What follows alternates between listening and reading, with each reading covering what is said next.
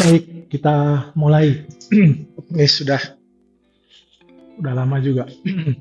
Ini berarti kuliah keempat benar ya? Ini dia kuliah kita hari ini. Seperti biasa ini dulu.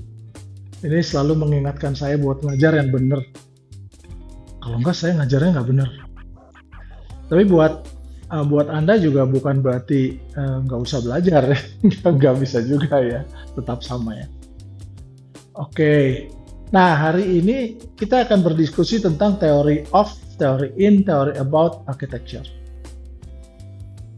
Nanti kita akan bercerita tentang kenapa sih ada teori gitu ya. Karena ini kan teori arsitektur lanjut ya, tapi saya harus menjelaskan dulu dalam arsitektur teori itu cuma ada klasifikasinya, cuma saya bagi 3. Nanti saya jelaskan kenapa. Nah, kita sekarang berada pada 4 kan ya. Seharusnya teori ini saya jelaskannya di 3. Tapi karena di 4 itu kemarin kita langsung pada teori, titik berangkat proposisi desain. Jadi saya sekarang balik dulu ke teori gitu ya. Jadi saya tukar saja. Nah, nanti pada pertemuan kelima kita punya 2 pertemuan, 5 dan 6. Pada pertemuan kelima Anda semua presentasi. Apa yang akan dipresentasikan? Yaitu tentang bagaimana kita menerapkan ini. Aplikasi dari TBPD. TBPD itu titik berangkat proposisi desain. Jangan lupa ya. Sudah digunakan? Sudah mencoba? Belum ya? Oke, sekarang kita mencoba ya. Dengan Anda mencoba, nanti Anda paham. Jadi, minggu depan presentasi ini fokusnya aplikasi dari TBPD yang sudah dijelaskan pada kuliah ketiga. Kemudian bagaimana kita menerapkannya ke preseden. Jadi TBPD itu sebenarnya untuk mendesain, untuk studio. Tapi untuk TAL kita gunakan membaca desain. Ya, jadi misalkan Stephen, apa sih judulnya?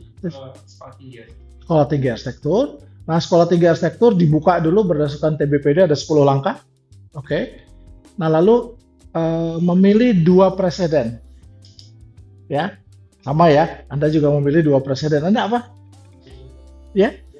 Rumah susun, memilih 2 preseden. Nanti sekaligus kita jadi nanti akan berguna untuk desain Anda. Ya. Tapi di sini kita membahas desain. Jadi TBPD kita gunakan untuk membahas desain bukan untuk mendesain. Nah, lalu apa yang dikerjakan presentasi 2 preseden, bagaimana kita membuka preseden, tapi tentu bukan hanya preseden ya, langkah pertamanya fungsi, dibuka dulu fungsinya menjadi tema ya gitu ya, tema lalu menjadi isu, itu juga dibuka, tapi yang dibuka bukan punya Anda, karena Anda belum mendesain. Yang Anda buka preseden itu, ya, kalau Anda belum sempat 2 preseden, 1 preseden saja dulu boleh, ya, jadi nanti bagaimana cara Anda membuka preseden itulah bagaimana cara nanti Anda mendesain berdasarkan preseden. Ya, lalu apa yang akan dinilai? Ketajaman Anda membaca relasi antara 10 langkah itu ya. Luarannya analisis TBPD preseden. 10 langkah untuk preseden Anda. Refleksinya nanti apakah saya membaca atau saya hanya menjelaskan. Itu dulu. Oke ya, ini sudah oke. Kita maju berikutnya, sekarang kita masuk pada teorinya. Saya selalu mulai dengan fenomena. Kenapa sih kita harus ada teori arsitektur? Nah, itu dulu ya. Jadi fenomena tentang teori arsitektur. Ini dia fenomenanya. Silakan, Bung, masuk, Bung. Halo, Jihan. Baru mulai ya. Pas baru mulai. Nah, fenomenanya gini nih. Kalau kita sudah bicara tentang teori arsitektur, pikiran kita tuh kusut kayak benang gitu ya, nggak tahu ujungnya yang mana. Ini ya dapat ya. Ujung satunya lagi tahu nggak? Nggak tahu kan? Kayak gini nih. Pikiran kusut begitu. Kenapa teori arsitektur terasa membingungkan? Saking banyaknya Anda baca buku, saking banyaknya teori kan? Lalu kita bingung, ini teori apaan sih? Terlalu banyak istilah. Apalagi dalam arsitektur, semakin kesini arsitektur ada AI lah, ada green lah kita sebutkan kemarin ya, lalu ada healing, aduh macam-macam banget. Ini teori bukan sih sebenarnya ya. Nah, ada yang lompat antara disiplin tanpa sadar, drifting. Saya menyebutnya drifting. Kalau kita ngedrift tuh mobil itu lompat kan ya sebenarnya. Nah, ini fenomena yang sangat banyak sekarang drifting. Seperti contohnya, Anda bilang healing atau gini deh. Saya membuat ruangan ini, akibat Anda mendesain ruangan ini, lalu Jihan jadinya santai di ruangan ini. Jihan santai, perasaannya senang, akibat dari desain kita. Oke, itu arsitektur. Kenapa? Yang Anda oprek ruangnya, Jihan sebagai akibatnya. Tapi, lalu saya ingin tahu bagaimana perasaan Jihan di dalam ruangan ini. Saya teliti, saya tanya terus-menerus. Ruangannya jadi utama atau jadi latar? Latar. Itu namanya drifting. Kenapa? Arsitektur tuh merasa, loh kok bidangnya cuma itu kecil, kita beralih pada bidang lain. Penelitian tentang bagaimana perasaan Jihan itu bisa dilakukan oleh psikologi. Benar ya? Penelitian tentang bagaimana Jihan stres atau tidak, itu juga bisa dilakukan oleh psikologi. Lalu, penelitian tentang Jihan dari tadi senyum-senyum terus tuh, fisiknya gini, berdasarkan apa yang saya amati, mukanya doang, simbolnya, lalu saya bilang, oh kalau gitu Jihan lagi senang. Itu penelitian tentang komunikasi visual. Arsitektur, ada oprek ruangnya, yang lain jadi akibatnya. Itu ya, jangan ketukar ya, kita suka ketukar. Ini banyak sekali fenomenanya drifting. Tidak jelas sedang bicara teori atau bicara metode. Kadang-kadang coba sebutkan teorinya, Anda bicara, gini loh langkah saya. TBPD itu teori atau metode? Metode. Langkah kan? Oke. Analoginya gini, nonton film campur sari, ada horor, ada komedi, ada dokumenter, ini pasti bingung kan? Kita nonton film kalau fokus satu gitu, film perang, Israel lawan Iran gitu, jelas nih film perang. Tapi di tengah-tengahnya ada horor, ada komedinya kan jadi nggak lucu ya. Lalu kita bingung yang mana yang latar, yang mana yang utama. Nah, harus pandai-pandai untuk memilih ini mana yang utama, mana yang latar. Oke. Jadi bukan teorinya yang salah, tapi cara menggunakan dan membacanya yang belum jelas. Bukan teorinya salah, tapi cara menggunakannya drifting. Sekali lagi, Anda harusnya merancang ruang ini. Gimana ya ruangnya supaya orang nyaman? Ruangnya. Jadi yang diukur apa? Ruangnya. Kalau kita tanya Jihan ini stres nggak di dalam ruangan ini? Kita ngukur Jihan. Beda ya? Tolong, ini sangat sederhana tapi suka ketukar. Jihan rencananya mau merencanakan apa? Bikin apa?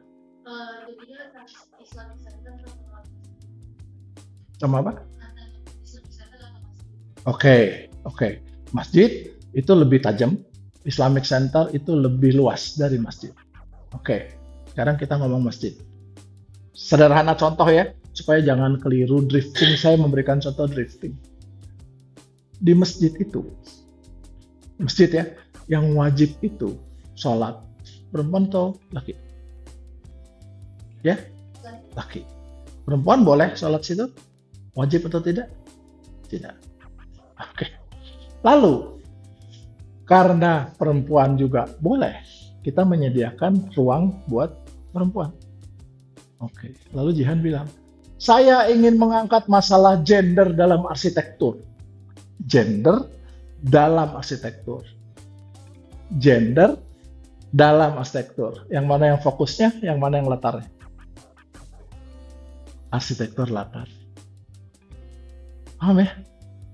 Tapi, kalau sekarang Jihan bilang, saya ingin meneliti kenapa cewek yang mestinya setara dengan laki-laki, kan harusnya dia juga bisa lihat imamnya dong. sih. Tapi kenapa cewek ditempatkannya di atas atau di belakang? Gimana dia bisa lewat imamnya? Yang kita teliti apa? Orientasi dalam ruang, ya kan? Yang kita teliti apa lagi? Kemungkinan perletakan orang atau zonasi dalam ruang yang sama terhadap pusat arsitektur. Paham ya? Jangan ketukar ya. Jangan lalu bilang, menurut aturan itu ada yang namanya gender itu harus setara. Iya betul, tapi itu bukan arsitektur. Itu kajian apa? Sosial. Oke, kita sering ketukar, salah sering banget. Makanya terus ujungnya bingung kan? Kalau Jihan meneliti tentang gender tadi, lalu ujungnya apa? Ada manfaat nggak buat ruangnya? Nggak ada. Manfaatnya buat Jihan, buat kaumnya Jihan, cewek. Oke? Agung, paham ya? Oke. Ini saya tuliskan supaya jangan lupa. Nanti ini tinggal download saja di Designing, Writing, Teaching. Kita sering merasa teori arsitektur membingungkan. Setiap baca teori rasanya seperti masuk ke dunia lain. Benar nggak? Benar ya? Apalagi kalau teorinya kayak tadi. Waduh, saya tertarik banget dengan gender. Nah lo, bingung masuk dunia lain. Arsitektur dunianya apa? Ruang, orientasi, pelingkup, hierarki, itu kan ya. Material, dinding, bukan dunia lain. Tapi karena arsitektur tuh pengennya melangkah kemana-mana bisa menyelesaikan dunia, lalu bingung. Oke. Kadang kita lagi membaca tentang desain, tiba-tiba lompat ke makna, lalu lompat lagi ke sosial, membingungkan. Kebingungan itu bukan karena kita tidak mampu sebenarnya. Kita tidak mampu menangkap intinya, tapi karena karena belum ada atau tidak tahu cara membaca strukturnya. Kenapa? Dari awal ketika Anda mulai belajar mungkin ya, Anda sudah polluted dengan ilmu-ilmu lain. Sehingga lalu kalau kita bicara arsitektur menggunakan filosofi rasanya keren. Padahal orang filsuf sendiri bilang, lu ngapain ngurusin filosofi? Urusan lu ruang gimana lu bikin ruangnya dengan pelingkupnya, titik. Kita malah nggak mau. Kenapa? Karena ini kan pengaruh budaya. Iya pengaruh budaya, tapi yang kita desain bukan budaya, kita desain ruangnya. Akibatnya terhadap budaya. Oke ya. Nah, di sini kita tidak akan berdiskusi untuk menambah teori, tapi cara merapikan ya. Teori-teori yang sudah ada kita rapikan. Cara berpikirnya di kepala kita. Jadi saya nggak akan nambah, ada teori baru nggak? Teori udah kebanyakan. Ya, tapi kita klasifikasikan yang benar. Lihat ya, setiap lipatan itu berbeda artinya. Setiap lipatan berbeda artinya. Kalau kita ingin mencari arti atau makna dari lipatan itu, kita berbicara tentang lipatannya atau berbicara tentang arti lipatan itu? Saya ingin mencari makna lipatan yang sebelah ini apa artinya, sebelah sini apa artinya. Kita menafsir. Ya. Lipatan hanya menjadi sebagai sebuah alat. Latar.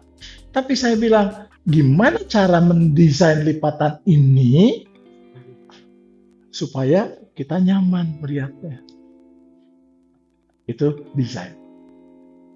Beda ya? Oke. Ada teori untuk membuat desain arsitektur, ada teori untuk memahami arsitektur, ada teori untuk memahami makna masyarakat tentang arsitektur. 3 klasifikasinya. Kenapa sih 3? Seperti dokter. Nah ini saya mulainya dari medical. Punya ilmu untuk operasi, spesialis operasi. Oke ya. Punya ilmu untuk membaca tubuh, spesialis yang ahli ronsen dan lain sebagainya. Punya ilmu untuk memahami pasien. Dia tanya, ada kan dokter yang khusus tentang itu. Ilmunya beda-beda. Tapi kedokterannya selalu tentang apakah tentang memahami pasien atau tentang membaca tubuh atau tentang operasi? Yang mana? Intinya satu. tentang tubuh manusia. Intinya tubuh manusianya, bukan gimana sih Ronson lain lagi, orang lain yang bikin ya. Oke ya. Nah, teori membingungkan saat dicampur baur. Teori menjadi tajam saat diposisikan sesuai tujuan dan gunanya. Itulah yang kita sebut objek formal dalam arsitektur. Tujuan arsitektur apa? Membuat Jihan tidak stres? Bukan. Buat ruangan yang nanti ada dampaknya agar orang yang masuk tidak stres. Gitu ya. Jadi mendesain ruangan. Oke. Ini dari dulu nih saya harus meluruskan ini. Kenapa? Karena memang sekarang tuh udah sulit gitu diluruskannya. Sehingga lalu manfaatnya nggak jelas. Bayangkan analogi, kita punya beberapa alat, ada pisau untuk memotong, ada kaca pembesar untuk melihat yang detail. Macam saya ini kaca pembesar nih. Itu kaca pembesar bukan? Iya. Itu kaca pembesar juga. Oke. Ini kok nggak pakai? Oh ini pakai. Ini yang nggak pakai sendiri. Oh nggak pakai sendiri, kalau gitu di luar aja ya. Kita pakai kaca khusus. Ada cermin untuk berkaca. Asal jangan narsis. Dalam arsitektur ada teori membuat, ada teori membaca, ada teori memahami. Masalahnya kita sering tidak sadar, kita sedang pakai alat yang mana. Oke, TBPD masuknya yang mana? Membuat. Oke ya? Kalau gitu kita pakai sekarang, kalau kita mau ngedesain, tapi kalau kita sekarang dalam teori, kita pakai untuk membaca desain. Ya, membuat dan membaca kan berlawanan tapi saling berpengaruh. Jadi, diskusi ini akan mulai membedakan ini teori apa dan teori ini untuk apa. Oke? Ini teori apa dan teori ini untuk apa. Oke ya? Ini dia. Ini yang dibikin oleh Jenks nih. Jenks kan nulis buku, cuma saya vertikal, harusnya ke sini. Paling suka Charles Jenks itu bikin teori macam-macam. Ini pergerakan movementnya ini gitulah. Namanya orang Inggris ya. Walaupun dia sekolahnya di Amerika. Waduh, paling suka nih. Saya ingat Jenks itu karena apa? Karena waktu itu pembimbing S3 saya itu Profesor Slamet Wirasonjaya. Beliau itu almarhum ya. Sekolahnya sama bareng sama Jenks, satu kelas, satu angkatan. Lalu mereka bikin buku, bikin jurnal, majalah ya. Jenks yang mikirnya nulis gitu, Pak Slamet itu yang sketsanya, ya. Nah, beliau waktu itu memperkenalkan saya, kamu mau ketemu Jenks nggak? Mau pengen ngobrol? Iyalah, nah, gitu ya. Makanya lalu saya mencoba sedikit banyak berdiskusi dengan dia, tapi lewat jauh, jarak jauh. Nah, ini Jenks. Struktur berpikir itu sangat beragam sampai dia bikin struktur berpikir yang banyak banget.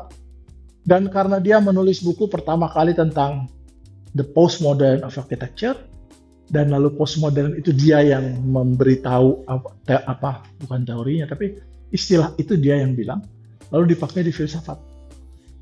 Dia bikin untuk arsitektur, dipakai di filsafat, gitu ya. Jadi postmodern dikembangkan di filsafat sebagai alat pemikir, tapi yang bilang postmodern itu Jenks. Dia cerita tentang buku ini, postmodern itu tahun 66 bukunya. The Language of Postmodern in Architecture. 66 kebayang ya? Saya pun masih umurnya baru berapa ya? 14 gitu, apa 12 ya? Nggak ngerti apa-apa. Lalu kemudian masuk ke Indonesia itu sekitar tahun 78-79 gitu. Kebayang ya? Jaraknya jauh banget. Orang-orang yang belajar di sana lalu masuk ke sini. Nah, itulah yang membuat kacau kita. Orang bilang postmodern hebat, tapi itulah yang membuat arsitektur mulai merambah drifting.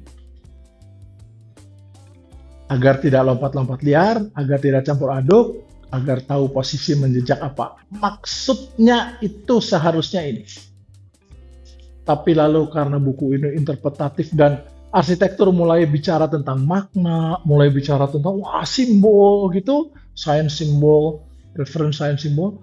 Wah, tertarik banget. Lalu dia membuat sebuah buku lagi tahun itu ya, 66-67. Dia bikin buku tentang sign and symbol in architecture. Waduh, isinya komunikasi visual. Arsitektur disamakan dengan ilmu komunikasi. Arsitektur disamakan dengan ilmu bahasa. Sampai arsitektur itu bahasa. Ya enggak lah. Bahasa nggak ada tanggung jawabnya. Saya bilang, Stefan, duduk. Nggak ada tanggung jawabnya. Tapi kalau arsitektur, Jihan bikin bangunan, bangunannya rubuh. Yang salah siapa? Jihan. Bahasa ada pengaruhnya? Nggak ada. Ya. Sampai sekarang Trump itu ngomong dengan bahasa saja, Iran tuh minta damai sama gua nih, gitu ya. Padahal kita nggak tahu bener apa enggak. Nah itu arsitektur kesana kan jadi kacau ya. Ini ya awalnya nih ini nih. Jadi analoginya seperti peta perjalanan. Tanpa peta kita pasti akan nyasar. Dan arsitektur ketika ada ini bikin peta masing-masing. Jadi petanya banyak banget. Jadi nggak tahu lagi. Petanya tuh harusnya buat bikin bangunan, buat bikin ruang, dan tubuh kita masuk dalam ruang itu. Nggak ada petanya, udah ganti-ganti. Peta arsitektur itu sebenarnya makna. Peta arsitektur itu sebenarnya bahasa. Waduh, drifting banget ya. Jadi yang penting bukan menambah lagi teori yang dilakukan, menambah teori postmodern, teori gender, teori healing, macam-macam ditambah-tambahin gitu, sampai kita lupa kita bikin apa sebenarnya, ya. Tapi menyusun teori secara terstruktur. Saya akan minta Anda itu. Kita tidak kekurangan teori, justru kita kelebihan teori sekarang itu, polluted. Masalahnya bukan jumlahnya, tapi cara menyusunnya. Seperti punya banyak buku di meja, tapi tidak tahu yang mana yang harus dibaca duluan. Bukunya banyak banget. Saya tuh punya kegemaran untuk ada buku baru, saya beli semua. Saya susun semua, lalu saya pikir sendiri udahnya. Ini gue mau baca yang mana dulu?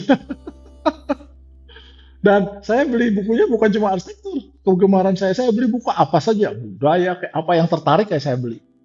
Akhirnya saya berpikir, nggak maju saya kalau gitu ya. Lalu saya singkirin semua, saya sekarang mau fokus satu. Segala sesuatu tentang arsitektur baru saya beli. Jadi saya mau baca yang manapun juga tentang arsitektur pasti gitu ya. Itu kesadarannya datangnya terlambat. Sampai kekeliruan saya juga, saya sekolahnya di manajemen dulu. Tamat S1, saya sekolah manajemen. Wah, manajemen kan semuanya ya mesti dirambah kan. Itu keliru banget. Saya sampai sekolah yang paling tingginya di manajemen, lalu saya pikir, saya arsitek, saya nggak, manajemen ilmu tentang memanage yang apa ya, manfaatnya nggak terlalu banyak, tapi manfaatnya buat kantong sendiri gitu ya. Akhirnya saya balik lagi arsitektur. Jadi saya sekolah arsitektur itu baru. Ya, tapi udah di luar saya masuknya. Nah, yang kita butuhkan sekarang bukan teori baru, tapi peta supaya kita tahu teori apa dan teori ini untuk apa.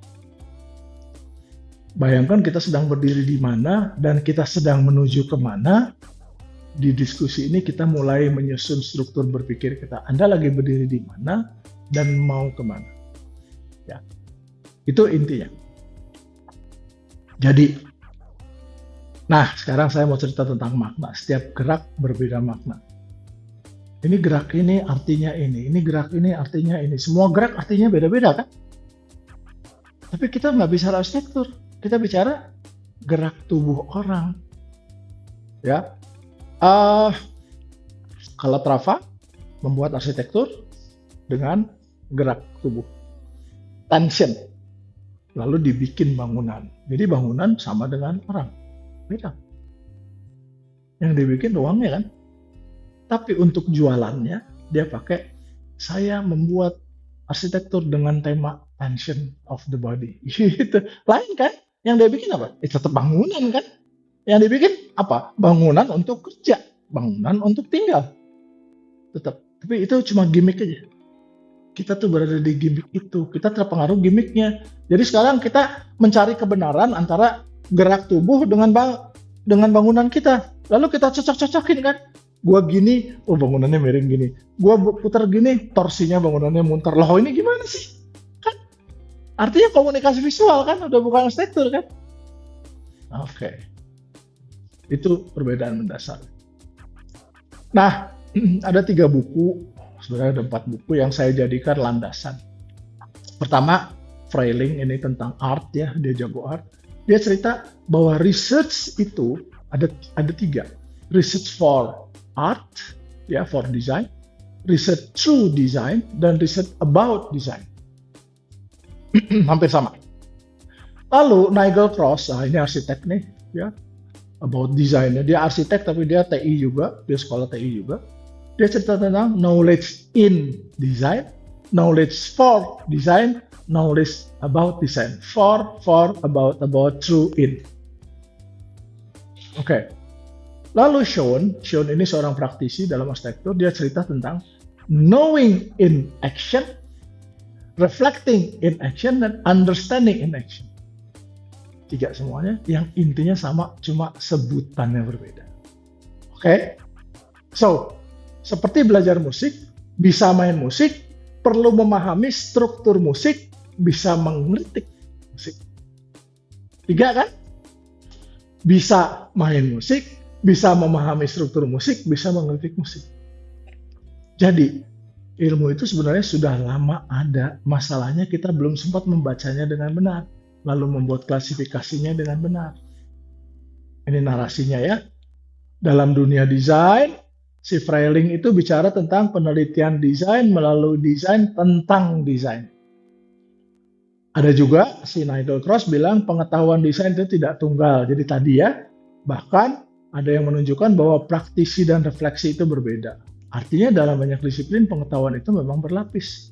Masalahnya bukan pada teorinya, masalahnya pada kita yang tidak pernah memosisikannya. Petanya aja nggak tahu gimana cara memosisikannya kan? Oke. Jadi nggak salah juga. 3 klasifikasi teori arsitektur. Ya. Saya ngambil dari mereka ya. Kedokteran.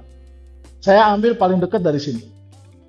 Bagaimana cara mengoperasi pasien?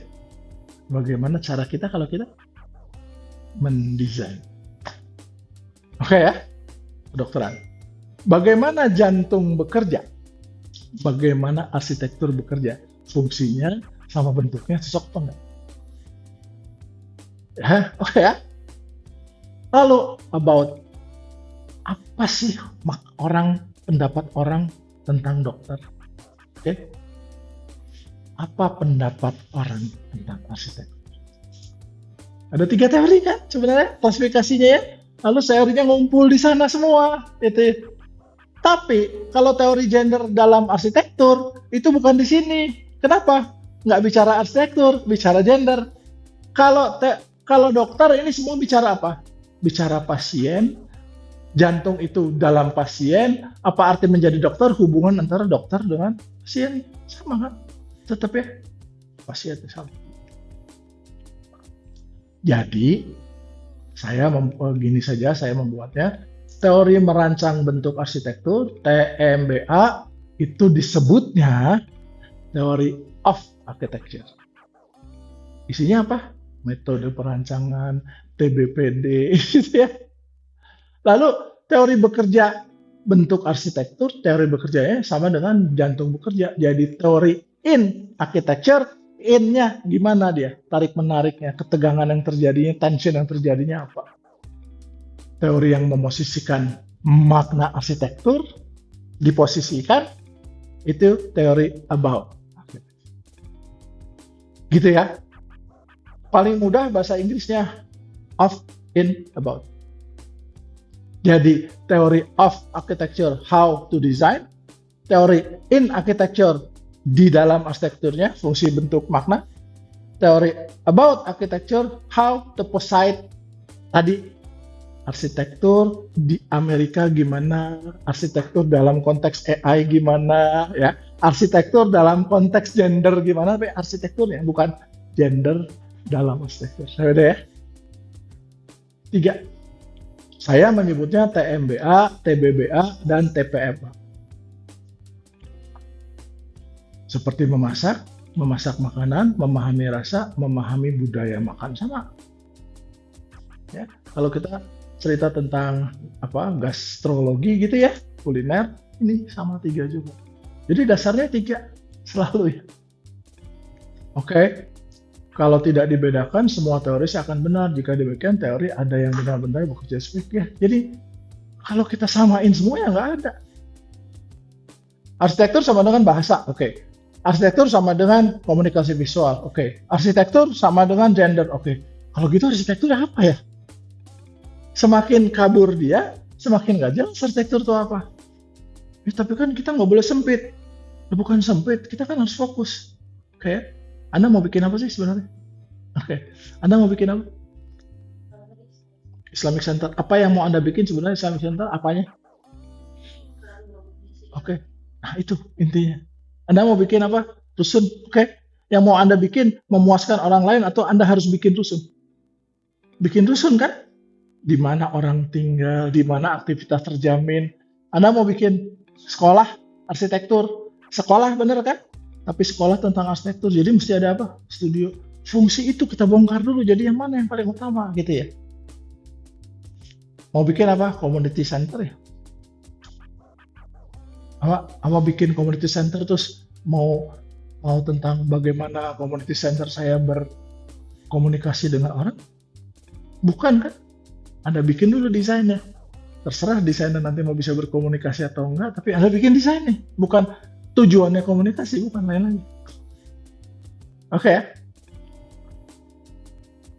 Nah, kita sederhanakan, membuat ruang bekerja dimaknai. Selama ini kita mencampur ketiganya, semua teori menjadi terasa benar. Teori healing arsitektur, benar. Gitu ya. Lalu apa lagi? Teori green arsitektur, benar.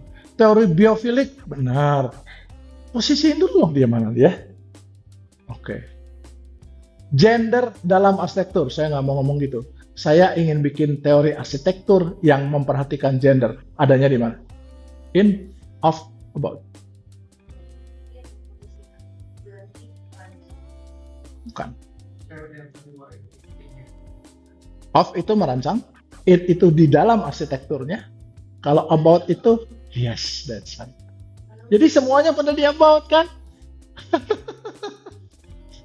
Ya kan? Memosisikan arsitektur dalam gender, memosisikan arsitektur dalam green, semuanya ada di about. Anda mau bikinnya yang mana? Anda sekarang ingin mendesain kan yang mana? Teori in, teori of, teori about. Ya, teori of. Itu tugas kita. Tapi sesudah bangunannya ada, baru kita posisiin kan gitu ya. Nah kalau kita mulainya dari posisinya itu dong ya. Kapan kita merancangnya?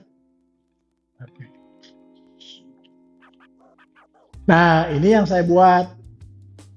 Tugas Anda minggu depan, semua presentasi. Tapi bukan desain Anda, karena Anda belum ngedesain. Dan ini nggak boleh pelajaran desain adanya di studio. Oke, kalau gitu pilih preseden. Jihan pilih. Saya mau ambil Islamic Center-nya yang sudah ada itu. Terserah. Ya, tapi kasih tahu kenapa milih itu. Pak, saya milih itu karena nggak ada lagi, Pak. Saya nyari-nyari, kebetulan sudah ada. Ya nggak apa-apa, boleh aja. Tapi nanti Anda yang rugi, gitu ya.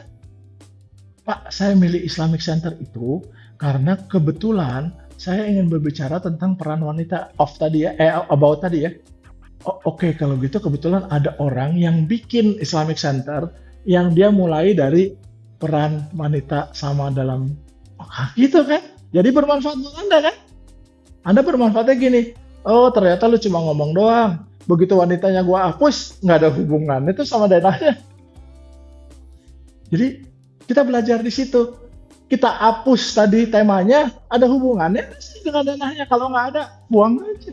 Artinya, Jihan bebas mau ngomong gender, mau ngomong non-gender, nggak ada hubungannya. Artinya, ini ngomong sendiri, ini ngomong sendiri. Kita sekarang gitu. Begitu saya ngomong biofilik, terus saya tanya, biofiliknya adanya di mana? Ya itu Pak, ditempelin. Oh ini buat apa kalau gitu ya? Tapi kalau biofiliknya itu bisa dipakai untuk supaya desain Anda, ruang Anda jadi berbeda, itu benar. Ya. Oke, adanya di mana dia? TBPD adanya. Ya, bukan di about ya. Oke. Ini bongkar fungsinya kan udah dapat ya? Udah ada, tinggal di download kan sudah ada? Oke. Berisi langkah membantu kita bersifat generatif ya. Analoginya seperti sebuah resep memasak, bagaimana cara membuat makanan. Theory of architecture, theory of building. TMBA merupakan alat untuk membuat arsitektur, bukan untuk membaca. Ini alat untuk membuat. Oke? Tapi lalu kita membahas, membongkar ini dari bangunan yang ada, sehingga lalu kita membuatnya bisa lebih baik.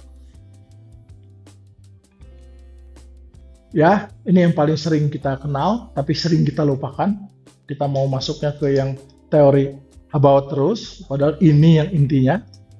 Ya, ini teori tentang bagaimana selangkah demi selangkah, seperti resep memasak membuat makanan ya. Kalau kita di studio, ini sangat penting. Teori merancang bentuk arsitektur. Tapi di kuliah ini kita tidak sedang memasak, kita belum sampai ke sana. Itu di studio. Kini kita tidak akan menggunakan teori untuk merancang, di sini bukan studio, tapi untuk membongkar rancangan. Ya, diharapkan teori ini berguna buat Anda merancang. Kenapa? Begitu Anda punya rancangan, Anda bongkar sendiri, benar apa enggak? Nah, dipakai untuk membaca, bukan untuk desain. Dipakai mengaudit preseden yang kita pilih. Jadi kita belajar. Jadi apa gunanya preseden? Untuk kita audit. Perlu nggak preseden? Perlu. Kenapa? Membantu kita berpikir secara terstruktur. Tapi kalau kita milih presidennya salah, nggak ada gunanya. Nggak usah pilih aja, klik ya. Jadi harus presidennya yang benar. Kemarin udah diceritain ya, syarat-syarat uji presiden.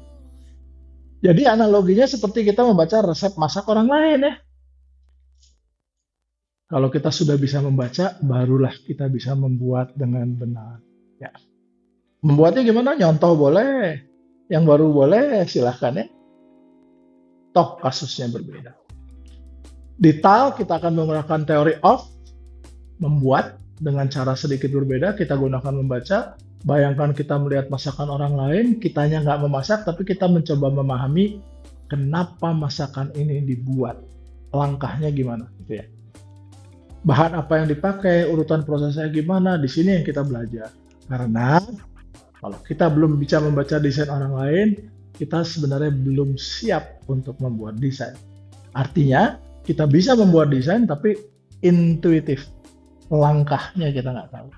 Dan sementara ini, kita dilatih untuk intuitif. Dan Anda selalu ditanya, temanya apa? Isunya apa? Padahal, tema dan isu berbeda kan? Ujinya berbeda kan? Ya, itu yang saya ingin kita perbaiki. Teori in, teori bekerjanya bentuk arsitektur TBBA. Ini ada fungsi, ada bentuk, benar? Ini teori saya. Ada fungsi, ada bentuk, lalu kita memaknai hubungan antara fungsi dan bentuk itu gitu ya. Tegang enggak sih, hubungannya bener apa enggak, cocok atau enggak, itu intinya arsitektur. Ketiga, ada fungsi, ada bentuk, lalu kita memberi nilai terhadap dua itu. Cuma gitu. Nilainya apa? Sejalan. Satunya lagi apa? Berantem. Yang satu fungsi duluan, bentuknya ngikutin. Yang satu bentuk duluan, fungsinya dimasukin di dalam. Gitu ya, itu aja terus. Tapi itu menarik banget kan? Ya. Nah, lain halnya ketika ngomong gender, lalu ngomongnya ke filosofinya, tapi berbeda ketika ngomong gender. Kalau gitu, apa sih pengaruh gender tadi terhadap bentuk? Pertanyaan saya itu sederhana kan? Kalau pengaruh gender terhadap fungsi gampang. Sekarang pengaruh gender terhadap bentuk ada nggak? Kalau nggak ada, ada Pak, warnanya pink semua. Itu pengaruh terhadap ruang atau terhadap dinding? Dinding. Kalau dinding mah bukan ruangnya kan. So, pertanyaan saya, dengan pink, gender diwakili pink, lalu pink itu berpengaruh nggak terhadap ruangnya? Bentuk ruangnya? Enggak. Akhirnya, berpengaruh terhadap Jihan melihat ping. Ujungnya Jihan dan ping. Arsitekturnya ada? Ada. Dibongkar kan? Gitu ya. Oke. Relasinya ini, relasi tubuh dan ruang, fungsi bentuk makna. Lalu stabilitas antara hubungan dua ini, hubungan tiga-tiganya. Ya. Jadi dia analoginya pada mesin itu yang penting bagaimana bekerja mesinnya, bukan bagaimana dibuatnya ya. Analogi untuk teori ini bekerja. Jadi gimana dia bekerjanya? Arsitektur itu bekerja nggak? Oke, bekerjanya seperti apa? Ada hubungan dengan gender nggak? Nggak apa-apa, nggak ada tuh Pak. Gendernya kita hapus juga. Bekerjanya tetap. Udah, kalau gitu buat apa ada gendernya? Pertanyaannya. Oke. Arsitektur bukan bentuknya saja, tetapi relasi antara fungsi, bentuk, dan bagaimana kita memaknai. 3 hal itu. Ini saya buat teori ini tahun 2000, 25 tahun yang lalu. Dan sekaligus saya menulis tentang TBBA, tentang bagaimana merancang arsitektur. Ya. Nggak ada yang berminat, tapi mulai sekarang mulai banyak yang berminat. Nggak apa-apa, terlambat sedikit tapi dipakai akhir. TBBA, teori ini yang paling dekat dengan inti arsitektur. TBBA tidak berbicara tentang langkah membuat karena off yang berbicara, tapi berbicara tentang bagaimana arsitektur itu bekerja. Ruangan ini, bagaimana ini ruang bekerja terhadap tubuh kita, terhadap tubuh ya. Gimana? Anda masuk, masuk sini ya. Jangan lihat. Kalau lihat itu komunikasi visual ya. Oke. Masuk. Tubuh saya dipaksa untuk saya ke sebelah sini. Ya kan? Kenapa? Apakah karena ruangnya atau karena kursinya? Masuk. Wah, saya mahasiswa. Saya ke sini. Ya. Karena ruangannya atau karena kursinya? Kursinya. Oke. So, ruangannya nggak bicara apa-apa kan? Benar? Jadi yang bicara apa? Kelengkapannya. Nggak apa-apa deh, dia boleh. Tapi dia menunjang tubuh saya bekerja di dalam ruang. Oke ya? Oke. Gimana caranya kalau ruangnya? Masuk. Lantainya berbeda. Itu udah berbicara kan? Ruangnya kan? Tanpa kursi ya? Kursinya kita hilangin. Gimana caranya supaya dia orang masuk langsung kerasa gua mahasiswa, gua yang mau ngasih kuliah. Lantainya bedain, apalagi? Plafonnya bedain, bentuknya lebih turun atau lebih tinggi, terserah. Oke? Dindingnya bedain ya. Yang di sini herang, mentrang gitu ya. Yang di sini soft, kita bisa pegang gitu ya. Sehingga lalu ketika kursinya saya buang, saya ganti sini semua karpet, orang pasti ke sini juga dan duduk juga. Paham ya? Dan yang ini bersih, mengkilat, dingin. Orang nggak bakal duduk di sini kan? Itu arsitektur kan? Bagaimana ruang ini membuat tubuh kita, bukan karena ada kursi. Oke? Tapi karena ruang ini didesain untuk bisa dibuka, ya. Jadi ya dia nggak bikin kayak gitu. Nggak lucu nanti, ya. Jadi oke lah. Apa bantuannya? Kursi. Tapi nggak cukup kan kalau kursinya hilang? Lalu bisa nggak ini dijadiin ruang rapat? Bisa. Artinya ruang ini serbaguna. Ya. Itu arsitektur kan? Oke. Lalu kebetulan teori memosisikan makna dalam arsitektur. Ini teori saya tentang makna. Ada makna dasar, ada makna tambahan. Tapi nanti aja kita jelaskan. Kita teorinya sekarang arsitektur lanjut ya. Judul lagu versus musiknya. Bisa nggak judul lagu berbeda dengan musiknya? Bisa. Bisa nggak judul lagu sama dengan musiknya? Bisa kan? Oke. Tapi yang mana yang benar? Pertanyaan. Yang mana yang benar? Oke. Aristoteles cerita tentang shield. Shield itu apa namanya? Tameng. Dia cerita tentang tameng. Tameng itu gunanya buat apa? Menjaga pedang. Zaman sekarang ya nggak bisa lah pistol kan ya. Zaman dulu lah ya. Ting gitu, tamengnya bulat gitu. Kenapa? Kalau rata gampang dipukul, kalau bulat orang sing gitu ya. Kan? Bunder, bulat, bunder. Jadi dia makna dasarnya dipegang gini untuk nahan. Ya, artinya makna sesuai. Fungsinya sesuai dengan bentuknya, sehingga lalu kita maknai sama. Musik, lagunya sama musiknya sama. Tapi terus lagi istirahat, nggak ada musuh, nggak ada apa-apa, ini kita perlu menggoreng sesuatu. Kita pakai, kita kasih minyak, dia pakai penggorengan, bisa juga kan? Itu makna tambahan yang lahir tidak sesuai dengan fungsi.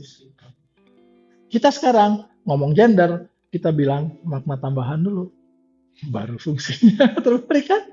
Harusnya fungsinya dulu. Ya, itu nantilah teori.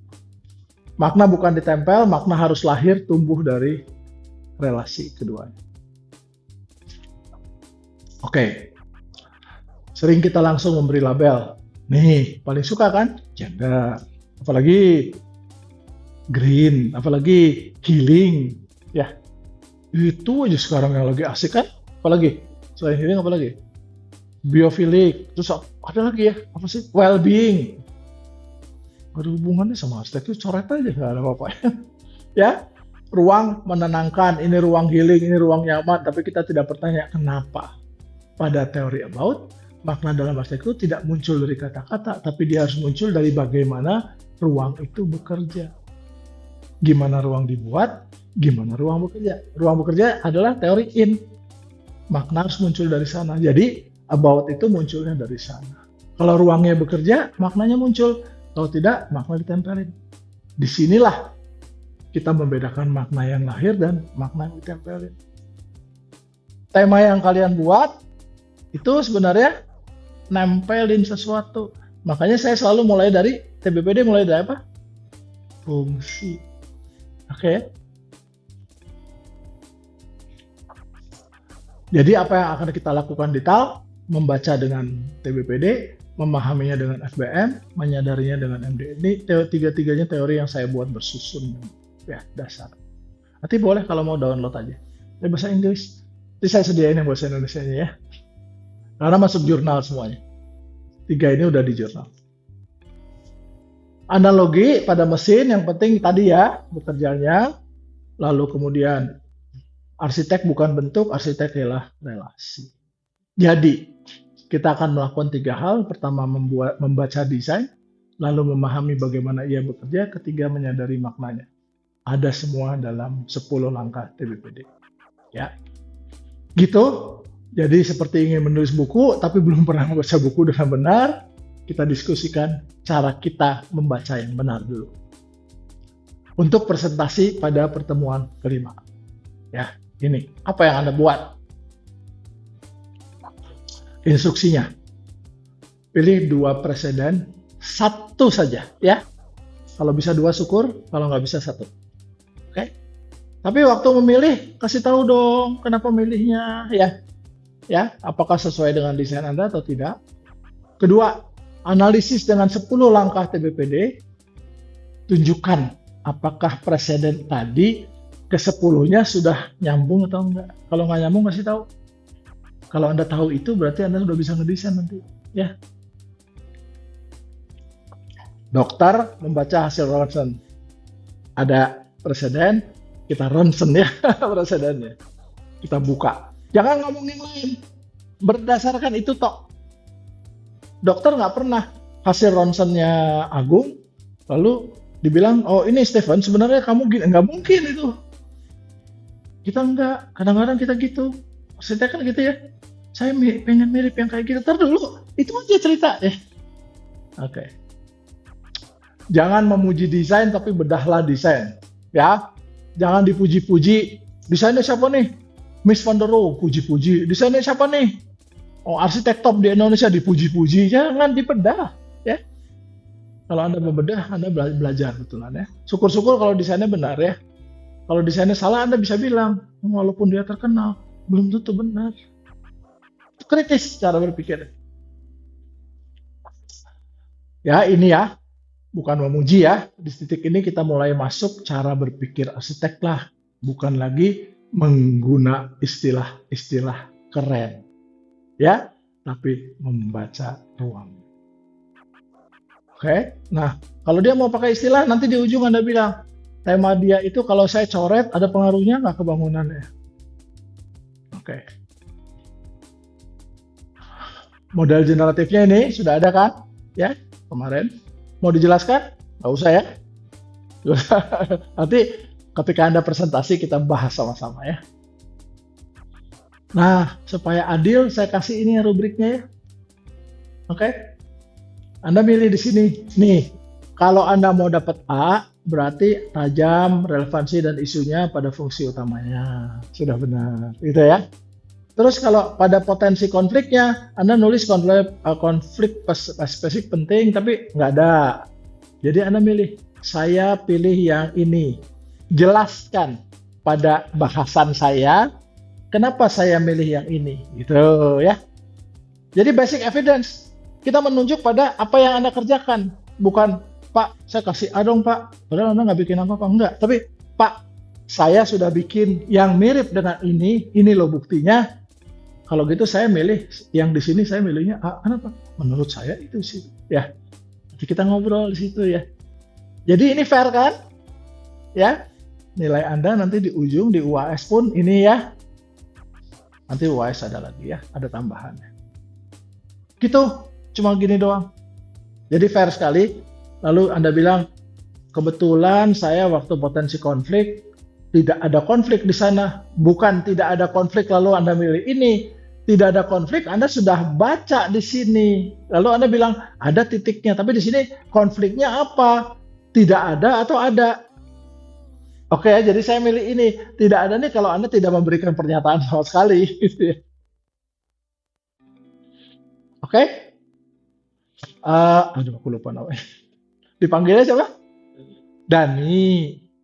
Padahal dia namanya panjang banget ya. Namamu siapa di situ? Tuh kan. Siapa? Giordani. Kita panggilnya Gior aja gimana? Oke, Dan. Jadi Dani kalau milih saya mau dapat B plus, gak ada yang C ya, nggak boleh ya. Artinya nggak boleh ya.